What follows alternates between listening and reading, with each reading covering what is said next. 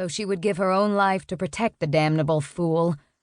The separate paths she and Dutch had chosen were paved with the cold stone of one irrefutable truth. He doesn't love me. As her brown eyes locked with his frosty blue ones, she raised her chin and blinked away the moisture that blurred her vision. When her chest tightened, she commanded her body to relax, then raised her hand to her lips and blew him a kiss. She turned her back fully, then continued her march. Not because she didn't love her husband, but because she did. And because if she didn't go through with this, the only thing that mattered would be destroyed. Up the stairs, down the hall, and behind a closed bedroom door, she shed her clothing. She folded her silks, laying them neatly on a side chair, then hung her delicate gown in the closet. A chill seeped down to her bones, and a shiver swept over her. Without her garments, she felt as vulnerable as a soldier going into battle without armor. But she had no choice. The cost of defeat would be unbearably high. Naked now, she arranged herself seductively on the bed, pressing her hand on her stomach to suppress the wave of anticipatory nausea. Pretending she was somewhere else, she closed her eyes. A creak of floorboards signaled her paramour's approach. The doors whooshed open. She steeled her resolve and forced her eyelids up.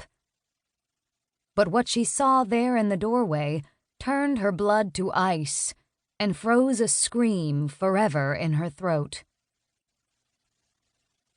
Chapter 2. Wednesday, October 16th, 4 p.m., Dallas, Texas. Most days, Special Agent Atticus Spenser loved his job, but today sure as hell wasn't one of them. At the moment, he and his partner, forensic psychiatrist Dr. Cassidy, were off the books, working a special assignment: protect the interests of the tall, red-haired pain-in-the-ass striding beside them. Fellow agent Dutch Langhorne had always seemed more like a cactus needle swimming beneath Spence's skin than a colleague, and as far as he could tell, the feeling was mutual. But during a recent fundraiser for Texas Governor and presidential hopeful Matthew Cambridge, Agent Langhorne had found his wife, Cindy, brutally murdered. Her nude body posed in an upstairs bedroom of the Worthington mansion. And like any family, dysfunctional or no, when one of their own was in trouble, the FBI rallied. So now, accompanied by Dallas Police Detective Monroe Sheridan, they approached the newly cleared crime scene on foot in order to get the lay of the land.